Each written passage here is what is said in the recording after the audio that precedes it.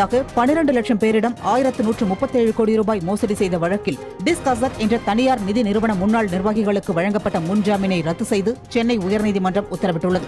நீதிபதிகள் சத்யநாராயணன் மற்றும் சேஷசாயி அடங்கிய அமர்வு முன் வழக்கு மீண்டும் விசாரணைக்கு வந்தபோது முன்னாள் நிர்வாகிகள் ஜனார்த்தனன், உமாசங்கர், அருண் ஆகியோர் ஆஜர்படுத்தப்பட்டனர். ஆவணங்களை தாக்கல் செய்யாமல் பொய் வாக்குமூலம் அளித்ததாக கூறி மூவரின் முன்ஜாமீனை நீதிபதிகள் ரத்து செய்து உத்தரவிட்டனர். மேலும் வரும் 8ஆம் தேதி மதுரையில் உள்ள சிறப்பு நீதிமன்றத்தில் சரணடைய வேண்டும் எனவும், தவறினால் அவர்களை கைது செய்ய காவல்துறை நடவடிக்கை எடுக்க வேண்டும் எனவும் நீதிபதிகள் உத்தரவிட்டனர். அதேபோன்று மூவரும் பாஸ்போர்ட்டுகளை நீதிமன்றத்தில் சமர்ப்பிக்க வேண்டும் எனவும் நீதிபதிகள் அறிவுறுத்தினர். கோர்ட்டோ முடிவு பண்ணக்கூடிய நபர் மூலம் தான் பணம் வெளியே போடப்படும் சொன்னாங்க இல்லையா? அதே போல இனி நீங்க கம்பெனி தரப்புல உள்ள ஆட்கள் யாரையும் நம்ப வேண்டாம் அப்படின்னு சொல்லியிருக்காங்க. ஆனா இதுல 2 விஷயம் இருக்குது. ஒன்னு, டிஸ்க்குங்கிற பேர்ல மட்டும்தான் இங்க என்ன நடக்குது, கேஸ் நடக்குது. ஒருவேளை அந்த டிஸ்க்குங்கிற பேர்ல தீர்ப்பு எழுதி பணத்தை கொடுக்கும் பட்சத்துல 20% அல்லாட்டி 30% தான் கொடுக்கக்கூடிய விகிதாச்சார அடிப்படையில் கொடுக்கக்கூடிய விஷயங்கள் இருக்குது. அப்ப நம்ம எல்லா மக்களும் ஒன்று சேர்ந்து எங்களுக்கு 100% நாங்கள் கட்டின பணத்துக்கு மேல இன்ட்ரெஸ்டோட வேணும்னு சொன்னா மட்டும்தான் நமக்கு என்ன பண்ணுவாங்க, இந்த பணம் முழுமையாக வரும். இது ஏன் சொல்றேன்னாக்கி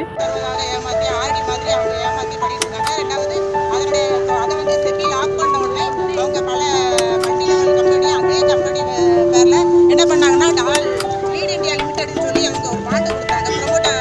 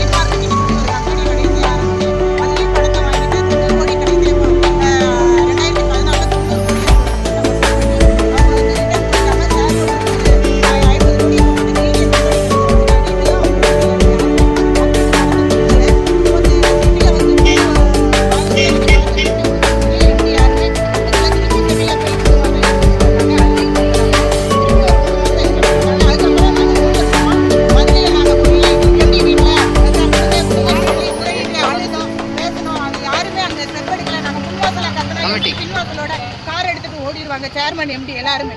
நாங்கள் நிறைய பேர் இதில் ஏஜென்ட் முகவர்கள் சூசைட் பண்ணியிருக்காங்க. 25 பேருக்கு சூசைட் பண்ணியிருக்காங்க. நிறைய பேர் வீட்டில் டைவர்ஸ் நடந்திருக்கு. எங்கள் வீட்டில் முகவர் வீட்டில் யார் வீட்டிலும் இருக்க முடியாது. லோக்கலில் காவல் நிலையத்தில் புகார் பண்ணால் அவங்க எண்ணிக்கை கொடுங்க அப்படின்னு சொல்கிறாங்க. இதுக்கு எங்களுக்கு மாவட்ட ஆட்சியாளர் நாங்கள் சென்னை உயர்நீதிமன்றத்தில் கேஸ் நடத்தி கமிட்டி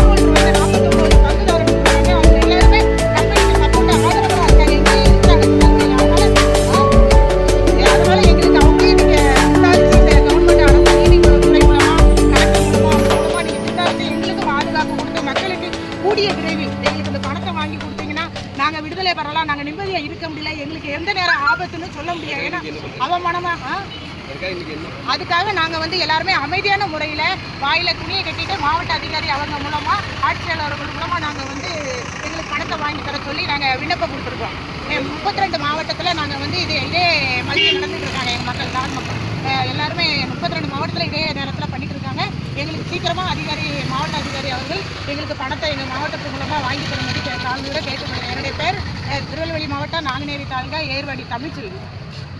என்று அழைக்கப்படும் டிஸ்க் அக்ரோடெக் என்ற நிதி நிறுவனம் அரசின் பதிவு பெற்ற நிறுவனம் என கூறி பொதுமக்களிடம் முகவர்களை கொண்டு பல்வேறு காலங்களில் பல நிறுவன பெயர்களை மாற்றி 12 லட்சம் பேரிடம் பல மாத தவணைகளாக 1137 கோடிக்கு மேல் வசூல் செய்து இன்று வரை 3.5 ஆண்டுகளாகியும் நிலமும் பணமும் தராமல் காலம் தாழ்த்தி வருவதால் முகவர்கள் மிகுந்த மன உளைச்சலுக்கு ஆளாகி 21 முகவர்களுக்கு மேல் தற்கொலை செய்து கொண்டுள்ளனர்.